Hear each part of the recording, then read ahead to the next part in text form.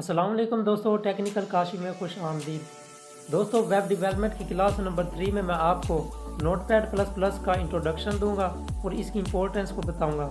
तो चलिए स्टार्ट करते हैं। HTML को करने के लिए हमारे पास टैग्स होते हैं। सबसे पहले हम क्योंकि कोड कर रहे हैं तो कोडिंग करने के लिए हमें एक एडिटर की ज़रूरत होती है। इसके लिए हम नोटपैड++ को यूज़ करेंगे। वैसे तो बहुत सारे हमारे पास एडिटर हैं, जैसे कि Sublime, bracket, Dreamweaver, Ruby mines, WebStorm और PHP स्टॉर्म वगैरह, लेकिन जो ऑल ओवर दी वर्ल्ड जो मोस्टली यूज़ होने वाला और जो सबसे ज़्यादा पॉपुलर एडिटर है वो है नोटपैड++। इसका जो इन्वायरमेंट है वो बहुत ही ज़्यादा फ्रेंडली है और इसका तरीका भी बहुत ज़्यादा ईजी है।